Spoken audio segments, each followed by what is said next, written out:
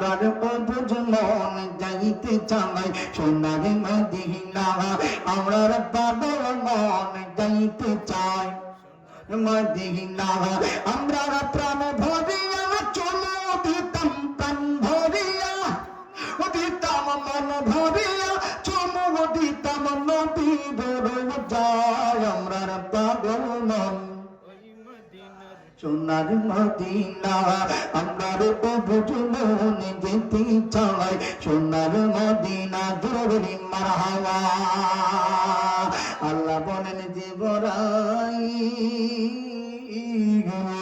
ও জিবরাইল তাকায়া দেখো রে আমার বন্ধু নবীর গা মোবারক দিকে দি আমার বন্ধু নবীর শরীর মোবারক দেখে ওই তাইবের শরীরে যত বড় রক্ত বন্যা ঝরে আর জিবরাইল জানি আর আমার বন্ধু নবীর গা মোবারক এক এক ফুটা রক্তের দামি আমার নবীর কোটি কোটি গলার উম্মতের জীবনের গুনাহ মাফ হয় আর তাইবের যুবকেরা কোন নবীর গাম আলোকের মধ্যে পাথর মারো তোমরা নবী চিনো না এই নবীর জিবরিল আমিন ডাক দিয়া বলেন ইয়া রাসূলুল্লাহ এইবারে আমি জিবরাইল হাজির হয়ে গেছি বলে জিবরাইল এখন কি জন্য এসেছো বলে রাসূল গো একাশি না লগে 40,000 ফেরেশতা নিয়ে আগমন করেছি আল্লাহু আকবার কয় হাজার 40,000 আলোচনা শেষ হইতে আমি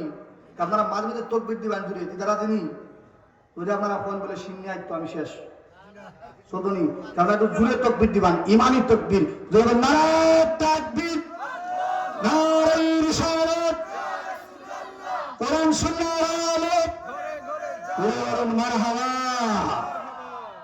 আল্লাহর নবী জিবরিল আমিন ডাক দিয়া বলেন ইয়া রাসূলুল্লাহ একজন নয় দুইজন নয় গো 40,000 ফেরেশতা নিয়ে আগমন করেছি আল্লাহ নবীজি একবার শুধুমাত্র বলেন গো ওই পাহাড়ের পাদদেশে 20,000 আর সামন দিকে 20,000 মোট 40,000 ফেরেশতা নিয়ে আমি জিবরাইল হাজির আল্লাহ নবীজি একবার শুধুমাত্র পারমিশন দেন গো নবী ওই তায়েফের যে যুবকেরা আপনি নবীর গা মোবারকের মধ্যে পাথর মেরেছিল ওগো নবী যারা আপনাকে রক্তাক্ত করেছিল একবার শুধু পারমিশন দেন আমি জিবরাইলের 40,000 ফেরেশতা লইয়া আমি দুইটা পাহাড়কে একত্রিত করিয়া ওই তায়েফবাসী যুবকদেরকে ধুলার সাথে মিশায়া দিতে চাই ধরে বলি আল্লাহু আকবার আমার নবী ডাক দিয়ে বলেন জিবরাইল না না ওরে জিবরাইল না পশ্চিম কালে ওই চিন্তাও করা যাবে না আর পৃথিবীর মানুষেরা ইনি কেমন নবী এই নবীর পাথরের গায়ে আঘাত নিজের গায়ে পাথরের আঘাত পেয়েছে নবী আমার রক্তাক্ত হয়েছেন আমার নবী পাটির মধ্যে পড়ে গোড়াগুড়ি গেছেন এরপরে রাসূল বলেন ও জিবরাইল পশ্চিম কালেও প্রতিশোধ নেবার চিন্তা করা যাবে না পশ্চিম কালেও ওই তায়েফবাসীদেরকে আঘাত করার কথা ভাবা যাবে না ইয়া রাসূলুল্লাহ ইয়া হাবিবাল্লাহ নবী কি জন্য গো ও নবী কোন কারণে ভাবা যাবে না বলে জিবরাইল এরা তো বুঝে না এরা তো অবুঝ আর জিবরাইল এরা তো বুঝে না এরা আমি দিনের নবীকে পরিচয় করতে পারে না এরা আমি নবীর সম্পর্কে ধারণা রাখতে পারে না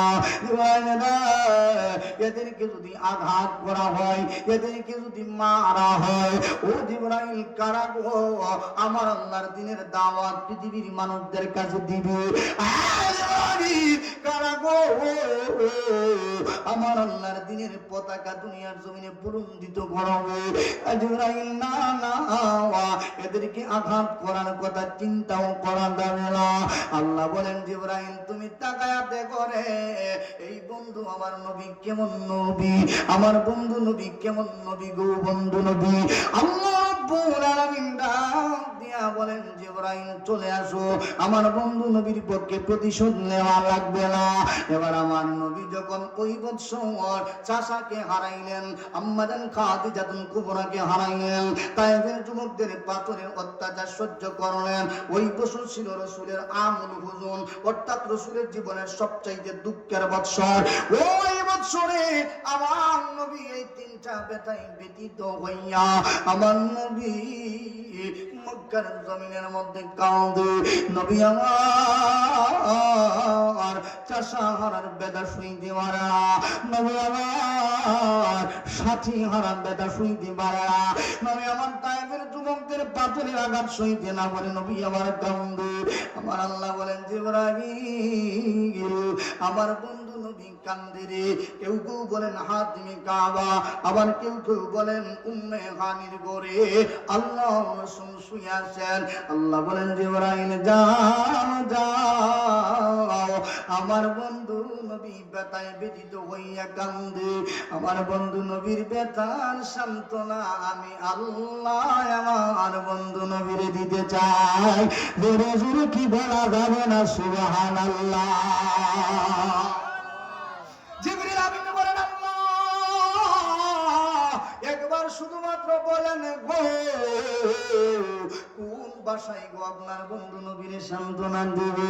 আল্লাহ বলেন জিবরাইল না রে না, এই নবীর সান্ত্বনা দেওয়ার ভাষা তুমি জিবরাইলের নাই। আর ইব্রাহিম এই নবী সাধারণ নবী না, আদম সফিউল্লাহর মতো না, এই নবী ইব্রাহিম খলিলুল্লাহর মতো না, এই নবী ইসমাঈল সফিউল্লাহর মতো না, এই নবী ঈসা রূহুল্লাহর মতো না। আল্লাহ এই নবী কেমন নবী? আল্লাহ বলেন আদম পয়গম্বরকে সান্ত্বনা দেই ফেরেশতা দ্বারা, আমি আল্লাহ ইব্রাহিম পয়গম্বরকে সান্ত্বনা দেই আমার তৈরি ফেরেশতা দ্বারা, ইউনূস পয়গম্বরকে সান্ত্বনা দেই ফেরেশতা দ্বারা, আমি আল্লাহ সমগ্র আম্বিয়া কেরামদেরকে সান্ত্বনা দেই আমার তৈরি ফেরেশতা দ্বারা। কিন্তু রে জিবরাইল না না, এই নবী তো অন্যান্য নবীদের মতো না, এই নবী তো সাধারণ নবী না। বলে এই নবী কেমন নবী গো? আমার নবীর শানে আমার আল্লাহ আয়াতে কারিমা নাযিল করেন। জিবরিল আমিন রাসূলের দরবারে আয়াতে কারিমা নিয়ে হাজির, ইয়া রাসূলুল্লাহ ইয়া হাবিবাল্লাহ নবী গো, আপনার শানে আপনার আদমতে আল্লাহ ওহী প্রেরণ করেছেন, আপনাকে রব্বুল আলামিন আল্লাহর কোরআনুল কারীমের আয়াতে কারিমা সম্পর্কে অবগত করার জন্য বলেছেন। আল্লাহ নবী বলেন জিবরাইল কি আল্লাহ ওহী প্রেরণ করেছেন জানতে চাই। জিবরিল আমিন বলেন ইয়া রাসূলুল্লাহ আল্লাহ বলেছেন আপনি নবীর শানে ওয়া রাফা'না লাকা যিকরা। আল্লাহু আকবার। কোন নবীর শান, কোন মানবীর সম্মান আল্লাহর রাসূলের মতো আল্লাহ করেন না। এর বাজান আমরা দুনিয়াতে যারা বলি নবী নাকি আমাদের মতো সাধারণ মানুষ, নবী নাকি দেখতে আমাদের মতো সুরতে মানুষ, যদিও সুরতে নবী আমাদের মতো মানুষ হয়, কিন্তু এই নবী আমাদের মতো সাধারণ হইতে পারে আবার দিয়া বলুন পারে না। বলে কি জন্য পারে না? আল্লাহ আয়াতে কারিমা নাযিল করে আল্লাহ জানায়া দেন জিবরাইল আমার বন্ধু নবীকে এই আয়াতে কারিমা জানায়া দেন। এবার জিবরিল আমিন বলেন ইয়া রাসূলুল্লাহ ইয়া হাবিবাল্লাহ এই আয়াতে কারিমা আল্লাহ নাযিল করেছেন, শুধুমাত্র আয়াত নাযিল করে শেষ নয়, এই আয়াতে কারিমার তাফসীর পৃথিবীর কোন মুফাসসির দ্বারা আল্লাহ করান না, পৃথিবীর কোন আলেম দ্বারা আল্লাহ করান না। ইয়া রাসূলুল্লাহ ইয়া হাবিবাল্লাহ এই আয়াতে কারিমার তাফসীর আমার আল্লাহ নিজে নিজে নিজে করেছেন। জোরে বলি মারহাবা। আল্লাহু আকবার। আল্লাহর নবীর শানে আমার আল্লাহ আয়াতে কারিমা নাযিল করে নিজে তাফসীর করেন বন্ধু গো, আপনি নবীর সম্মান মর্যাদা আজমতকে এত বুলন্দিত করে দিয়েছি যে আপনি নবীর সম পরিমাণ অন্য কোন নবীর সম্মানকে আমি আল্লাহ করি না। বলে কতটুকু আমার নবীর সম্মানকে আল্লাহ বুলন্দিত করেছেন। আদম সফিউল্লাহকে আল্লাহ যখন বানাইলেন, আদম সফিউল্লাহ বলেন আমি যখন চক্ষু মেলায়া সর্বপ্রথম তাকাইলাম জান্নাতের চৌকাঠের দিকে তাকাই, লা ইলাহা ইল্লাল্লাহ, জান্নাতের ভিতরে ঢুকে যাই, লা ইলাহা ইল্লাল্লাহ, আমি জান্নাতের প্রতিটা গাছে গাছে তাকাই, লা ইলাহা ইল্লাল্লাহ, আমি প্রত্যেকটা জায়গায় তাকায় দেখি, লা ইলাহা ইল্লাল্লাহ। এর পৃথিবীর মানুষেরা যতটা জায়গার মধ্যে লা ইলাহা ইল্লাল্লাহ, আমি আদমুল্লাহ আদম সফিউল্লাহ তাকায়া দেখি রে, যত জায়গায় আমার আল্লাহ নামের কালেমা লা ইলাহা ইল্লাল্লাহ লেখা, আমি আদম দেখি গাফলাতান মিল্লাহ ওয়াজাদতু ফীহি মুহাম্মদ, মুহাম্মদের নাম ছাড়া, মুহাম্মদের কালেমা ছাড়া একটা নাম আমার আল্লাহ জান্নাতের মধ্যে রাখেন না? জোরে বলি মারহাবা। রাসূলের গোলামের, রাসূলের গোলামের কোনো চিন্তা নাই, চলো নবীজির জান্নাতে মদিনাতে যাই। বলো না, রাসূলের গোলামের, রাসূলের গোলামের কোনো চিন্তা নাই, চলো নবীজির জান্নাতে মদিনাতে যাই, চলো নবীজির জান্নাতে। কে কে যাবে মদিনা, মদিনাতে কান্দেন নবী উম্মতের মায়া। রাসূলুল্লাহ কে কে যাবে মদিনা, মদিনাতে কান্দেন নবী উম্মতের মায়া। তিনি রজনী কান্দেন নবী, তিনি রজনী কান্দেন নবী সোনা মদিনায়, চলো নবীজির জান্নাতে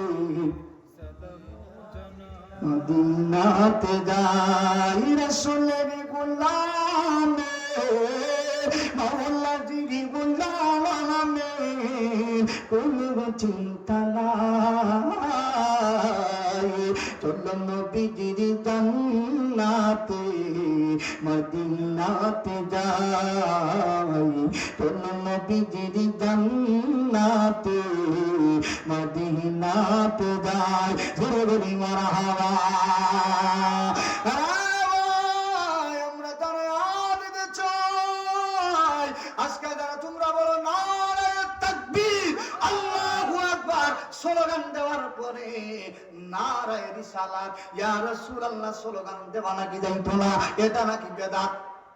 নাউযুবিল্লাহ বার কে হোগা? আলহামদুলিল্লাহ। এবারে বক্তব্য যেই জায়গায় নারে তাকবীর আল্লাহু আকবারের স্লোগান হবে ওই জায়গায় নাকি নারে রিসালাত ইয়া রাসূলুল্লাহ স্লোগান বলা যাবে না। আমরা তাদেরকে জানায় দিতে চাই যে কালা চশমা লাগাইছো আমার আল্লাহ ওই কালা চশমাটা আজ থেকে 1400 বছর আগে খুলিয়া এই পৃথিবীর মানুষদেরকে স্পষ্ট সাদা সাদা চশমা দিয়া আল্লাহ সমগ্র পৃথিবীবাসীকে জানায়া দিলেন। বলে আমার নবীর শান, আমার নবীর মান আজমত দিয়া কামত কতটুকু বাড়াইলাম। আমার নবী রাহমাতাল লিল আলামিনের সাথে রিসালাতের শব্দরা, রিসালাতের স্লোগানটা তোরা লাগাইতে চাও না। আমি আল্লাহ ঘোষণা দিলাম যে যতটুকু জায়গার জন্য পৃথিবীর জমিনে আমি আল্লাহ রব্বুল আলামিন প্রত্যেকটুকু জায়গার জন্য আমার বন্ধু নবীরে বানাইলাম রাহমাতাল লিল আলামিন। জোরে বলি মারহাবা। তোরা নবীরে সম্মান দেওয়ার কি আর না দেওয়ার কি? আমি আল্লাহ বললাম আযানের মধ্যে আমার নাম উচ্চারিত হয়, আর পৃথিবীর মানুষ আযানের মধ্যে আমার নাম উচ্চারণ করা হয়। ওই আযানের মধ্যে যদি আমার বন্ধু নবীর নাম উচ্চারণ করা না হয় রে, এটা কখনো হতে পারে না। যত জায়গায় আমার আলোচনা হবে, যত জায়গায় আমার গুণ কীর্তন হবে, তত জায়গায় আমার বন্ধু নবীর আলোচনা হবে, তত জায়গায় নবীর গুণগান হবে, যত জায়গায় আমার নাম উচ্চারণ হবে, তত জায়গায় আমার বন্ধু নবীর নাম উচ্চারণ হবে, যত জায়গায় আমি আল্লাহর কালেমা উচ্চারণ করা হবে, তত জায়গায় আমার নবীর নামের কালেমা উচ্চারণ করা হবে। জুড়ে বলুন সুবহানাল্লাহ।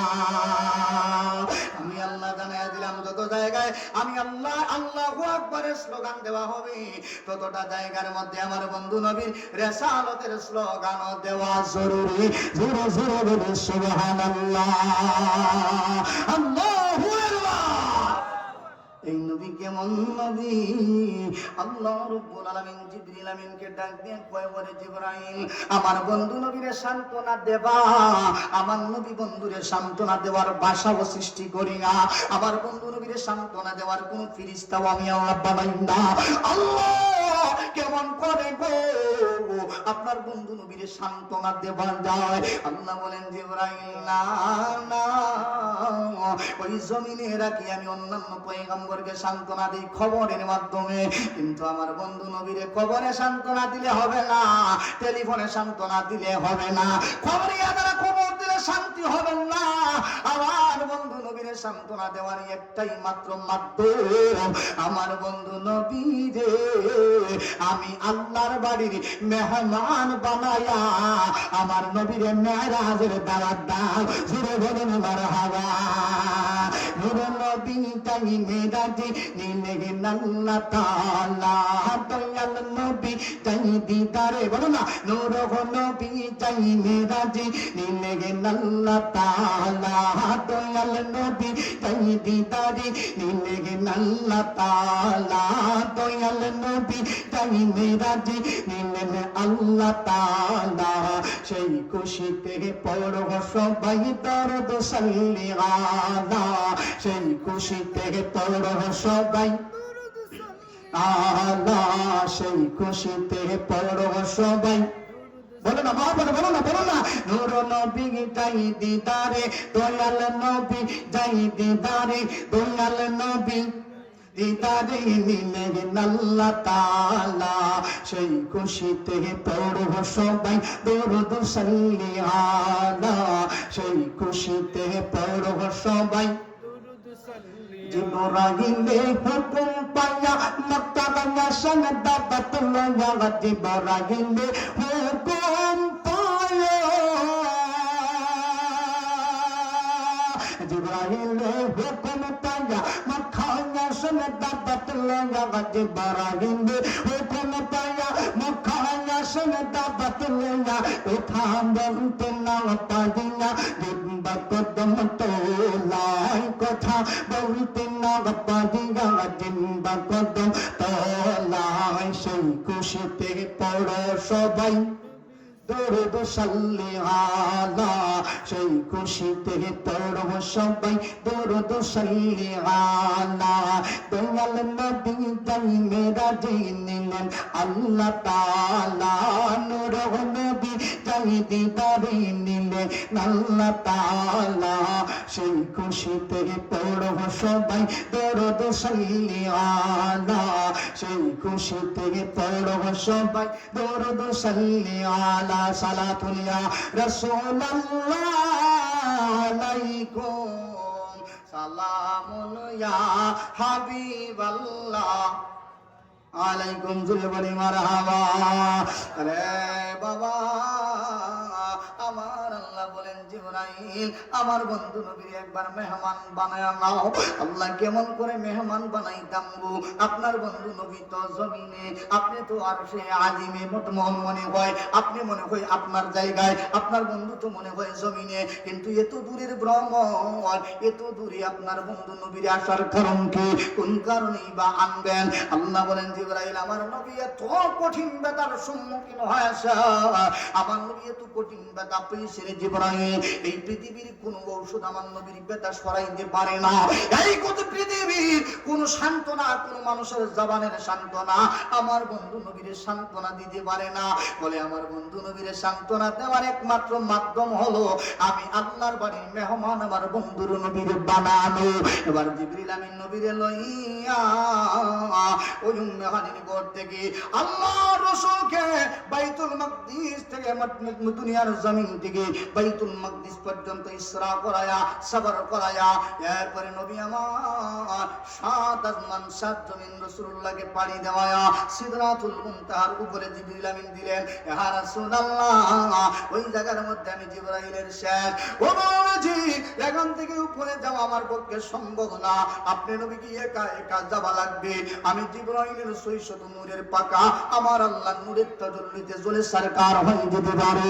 নবী আমার একা একা আল্লাহ রাব্বুল আলামিনের আরশে আজিম পর্যন্ত পৌঁছান। আল্লাহ রাব্বুল আলামিন আমার নবীকে এই পৃথিবীর জমিনে আল্লাহ জান্নাতে বানাইলেন। এই পৃথিবীর জমিনে কোনো চক্ষু নাই, আল্লাহ জান্নাত দেখেছে, এমন কোন কান নাই, জান্নাতের বাতাস জান্নাতের শব্দ কান দ্বারা ঢুকেছে, এমন কোন নাক নাই জান্নাতের গ্রাম তার নাকের মধ্যে ঢুকেছে। আল্লাহ ওই জান্নাতটা আমার নবীরে দেখাইলেন। জোরে বলে সুবহানাল্লাহ। আল্লাহ রসুলকে আল্লাহ আরশ কুরসি লৌহ কলম জান্নাত জাহান্নাম সব কিছু দেখাইলেন। এবার আল্লাহ বলেন, বন্ধু আপনাকে সব কিছু দেখাইলাম, নবী আপনি খুশি নাকি বেজার? আমার নবী বলেন, আল্লাহ এখনো আমি নবী খুশি না। আল্লাহ জান্নাত দেখলাম, জাহান্নাম দেখলাম, আরশ কুরসি লৌহ কলম সব কিছু অবলোকন করলাম, এখনো তো আপনার নূরানী চেহারাটা আমি রাসূল কারীম সাল্লাল্লাহু আলাইহি ওয়াসাল্লামের সাথে স্পষ্ট হলো না। আল্লাহ রাব্বুল আলামিন সাথে সাথে আমার নবীকে ওই যে কানা কাবা কাউসাইনি আও আদনা একেবারে টান দিয়া আমার আল্লাহর নিকটবর্তী নিয়ে বললেন, বন্ধু ও বন্ধু গো, আর নিকটবর্তী আসতে মন চাইনি। ও বন্ধু আপনার কি এখনো মন ভরে না? আপনি কি এখনো খুশি হইতে পারেন না? আল্লাহর নবী বলেন, প্রভু এর চাইতে বড় চাওয়া, এর চাইতে বড় খুশি আর হইতে পারি না। আমি অবশ্যই অবশ্যই খুশি হয়ে গেছি। জোরে বলে সুবহানাল্লাহ, আল্লাহু আকবার। এবার আল্লাহ বলেন, নবী আপনি খুশি তো? বলে, আল্লাহ আরেকটা কাজ আছে, আরেকটা জিনিস বাকি রয়েছে, আমি এখনো পরিপূর্ণ খুশি হইতে পারি না। বলে, আল্লাহ নবী গো, আমি সব কিছু আপনার রাসূলকে দেখাইলাম, আমি আপনার সাথে কথা বললেন, আমার চেহারা মুবারক কুদরতের চেহারা দেখলেন, নবী জানতে চাই এখনো খুশি হইতে পারেন না, কি এমন রয়েছে? আল্লাহ নবী বলেন, প্রভু আমি তো জান্নাত দেখলাম, আমি তো জাহান্নাম দেখলাম, আমি তো আপনি আল্লাহর সাথে কথোপকথন করলাম, আমি আপনার নূরানী চেহারা মুবারক দেখলাম, কিন্তু এই পৃথিবীর জমিনে গো আমার কোটি কোটি গুনাহগার উম্মত আছে গো প্রভু, যতক্ষণ পর্যন্ত না আমার কোটি কোটি গুনাহগার উম্মতে আপনি আল্লাহর সাথে মেরাজ না করবে গো, ততক্ষণ পর্যন্ত আমি নবী খুশি হইতে পারি না। জোরে বলুন সুবহানাল্লাহ, আল্লাহু আকবার। এর কেমন নবী নিজের আনন্দের সময়ে আল্লাহর দিদার পাওয়ার পরেও রাসূল বলতেছেন, আল্লাহ আমি খুশি হইতে পারি না যতক্ষণ পর্যন্ত না গো আমার উম্মতের আপনি আল্লাহর সাথে মেরাজ করাই। আমি তো মেরাজ করেছি, আমি তো আপনার সাথে সাক্ষাৎ করেছি প্রভু, যতক্ষণ পর্যন্ত না আমার ওই গুনাহগার কোটি কোটি উম্মতেরা আপনি আল্লাহর সাথে মেরাজ না করাই, ততক্ষণ পর্যন্ত আমি খুশি হইতে পারি না। আল্লাহ বলেন, বন্ধু ও বন্ধু, আপনাকে আমার বাড়ি নিয়ে আসার পিছনে সবচাইতে বড় কারণ হলো আপনি বন্ধু নবীকে আনন্দিত করা, আপনি বন্ধু নবীকে খুশি করা। ইয়া রাসূলুল্লাহ, ইয়া হাবিবাল্লাহ, নবী গো অবশ্যই অবশ্যই আপনারে খুশি করব, আপনাকে আমি এটা বিশেষ পুরস্কার দিয়েছি এতক্ষণ পর্যন্ত, এখনো আপনারে ফাইনাল পুরস্কার দেওয়া হয় না। হ্যাঁ বন্ধু, আপনাকে যখন ফাইনাল পুরস্কার দিব আপনি অবশ্যই অবশ্যই খুশি হয়ে যাবেন। আল্লাহ কি ফাইনাল পুরস্কার গো? আল্লাহ বলেন, আপনি যেমনি ভাবে আমি আল্লাহর সাথে মেরাজ করেছেন আপনার উম্মতেরাও এমনি ভাবে আমি আল্লাহর সাথে মেরাজ করবে, এর ওয়াদা আজকে আমি আল্লাহ আপনি নবীর সাথে করলাম। আল্লাহু আকবার। কিসের ওয়াদা? আল্লাহর সাথে কথা বলার, মেরাজ করার কম বড় কথা নেই।